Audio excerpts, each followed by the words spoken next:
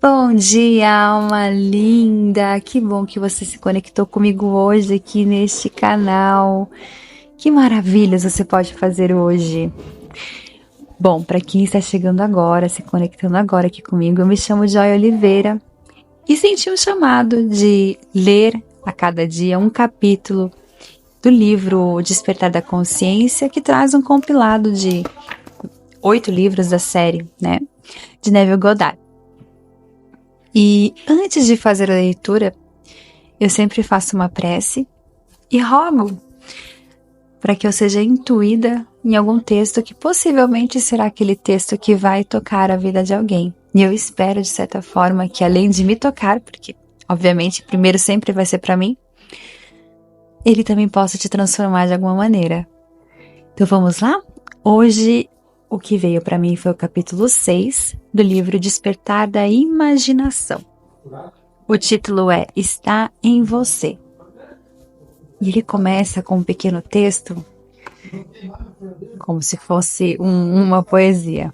Mas vamos lá. Rios, montanhas, cidades e vilarejos, todos são humanos. E quando você entra em seus seios, você caminha em céus e terras. Como se estivesse em teu próprio peito. Você carrega seu céu e terra, e tudo que você observa, apesar de parecerem estar fora, estão dentro, em sua imaginação, da qual este mundo de mortalidade é apenas uma sombra. Blake, Jerusalém. O mundo interno era tão real para Blake quanto o plano exterior da vida real.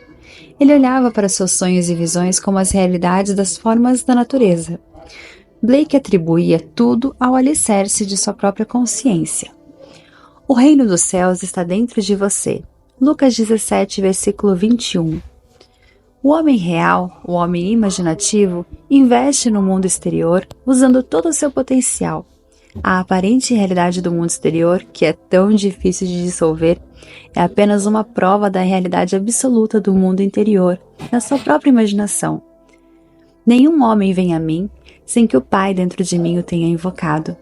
E eu e meu Pai somos um. João 6, versículo 44 e capítulo 10, versículo 30. O mundo que é descrito através da observação é uma manifestação da atividade mental do observador. Quando o homem descobrir que o seu mundo é a sua própria atividade mental visível, que nenhum homem pode vir a ele a menos que ele o tenha invocado e que não há ninguém a mudar além de si mesmo, a sua própria essência imaginativa, o seu primeiro impulso será remodelar o seu mundo à imagem do seu eu ideal.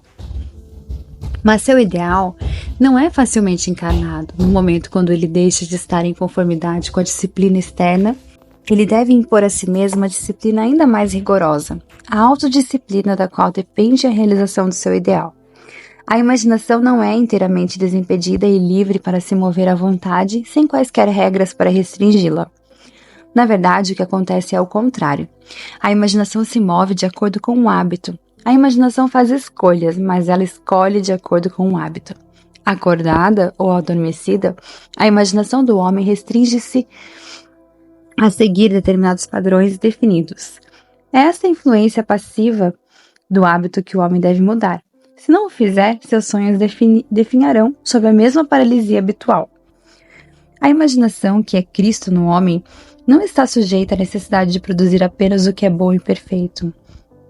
Ela exerce sua liberdade absoluta por causa da necessidade de dotar o ser físico exterior com livre-arbítrio de optar em seguir o bem ou o mal, a ordem ou a desordem. Escolha neste dia a quem irá servir. Josué 24, versículo 15.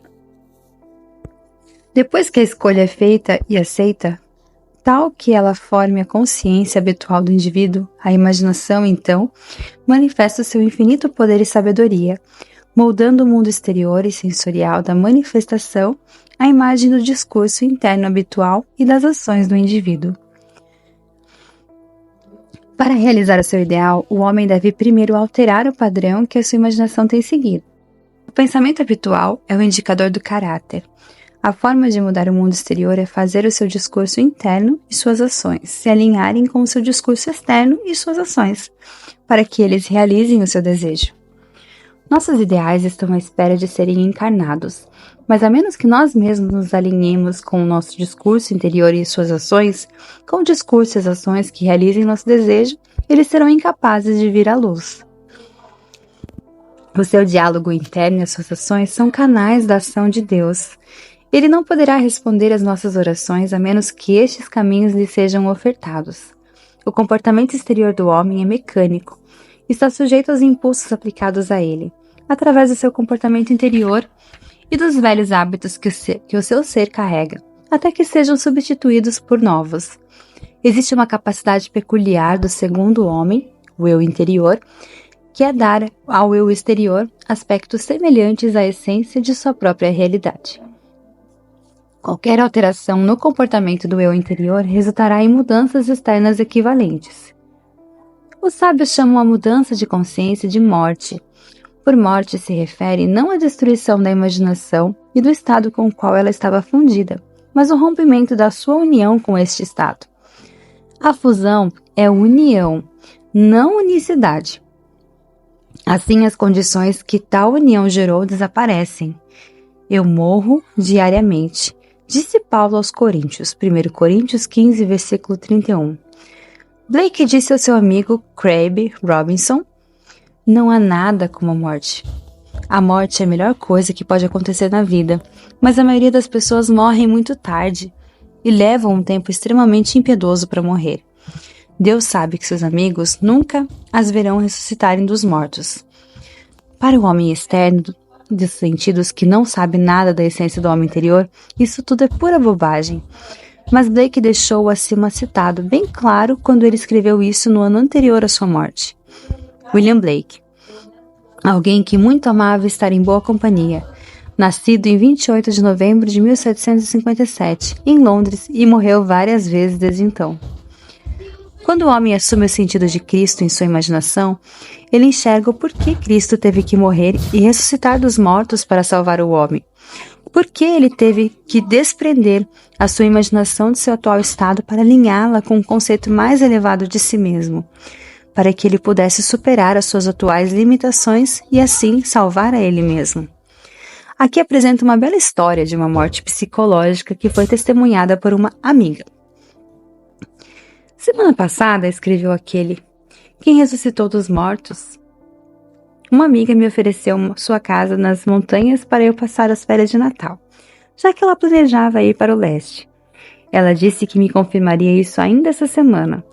Tivemos uma conversa muito agradável, e eu mencionei você e o seu ensino, em meio a uma conversa sobre experimento com o tempo de Duné, sobre o qual ela estava lendo. Sua carta chegou na segunda-feira. Quando eu a peguei, eu tive uma súbita sensação de depressão.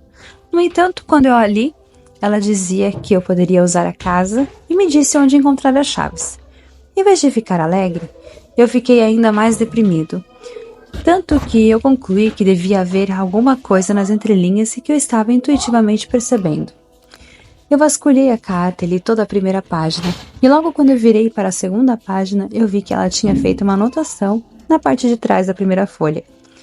Essa anotação se tratava de uma descrição extremamente curta e direta, de uma característica desagradável do meu caráter, com a qual eu lutei por anos para superar, e que nos últimos 2 anos eu pensava ter conseguido. Mas aquilo novamente estava descrita com precisão clínica. Eu fiquei atordoado e desolado. Eu pensei comigo mesmo, o que é que essa carta está tentando me dizer? Em primeiro lugar, ela me convidava para usar sua casa, assim como eu tinha me visto em uma bela e adorável casa durante as férias. Em segundo lugar, nada vem a mim a não ser que eu tenha chamado. Em terceiro lugar, ultimamente não tenho ouvido nada a não ser boas notícias. Então a conclusão óbvia é que algo em mim corresponde a esta carta. E não importa o que aparenta ser, é uma boa notícia. Eu reli a carta, e assim que eu o fiz, eu perguntei, o que há aqui para que eu veja? E então eu vi, e começava dizendo, logo depois da nossa conversa da semana passada, eu senti que eu poderia lhe contar. E o resto da página estava repleto de provas e evidências emaranhados como passos em um bolo de sementes. Um grande sentimento de euforia tomou conta de mim. Tudo isso era passado. Aquilo que eu tanto tinha me esforçado para corrigir estava consumado. De repente percebi que minha amiga foi testemunha da minha ressurreição. Eu rodopiava no meu estúdio cantando. Tudo isso virou passado, isso está superado. Obrigado, está superado. Eu reuni toda a minha gratidão em uma grande esfera de luz e lancei-a em direção a você. E se você viu o clarão de um relâmpago segunda-feira à noite, pouco depois das 6, era isso. Agora, ao invés de lhe escrever uma carta formal por ser a coisa certa a fazer, eu posso lhe escrever prestando os meus sinceros agradecimentos pela sua sinceridade e agradecer-lhe pelo empréstimo de sua casa e lhe dizer: muito obrigado pelas suas lições, pois elas fizeram da minha amada imaginação o meu verdadeiro salvador. Agora, se qualquer pessoa disser a esse homem: ei, Cristo está ali, aqui, ele não acreditará nessa pessoa, pois ele sabe que o reino de Deus está dentro dele, que ele mesmo deve assumir total responsabilidade pela encarnação do seu ideal, e que nada além da morte e ressurreição poderá levá-lo até ele. Ele encontrou seu Salvador, a sua amada imaginação, para sempre expandindo em direção ao seio de Deus. Só existe apenas uma realidade, que é Cristo, a imaginação humana, a herança e a conquista final de toda a humanidade. O objetivo é que não sejamos mais como crianças, levados de um lado para o outro pelas ondas teológicas, nem jogados para cá e para lá por todo o vento de doutrina e pela malícia de certas pessoas que induzem os incautos ao erro. Longe disso, seguindo a verdade em amor, cresçamos em tudo, naquele que é a cabeça, o próprio Cristo. Efésios 4, versículos 14 e 15.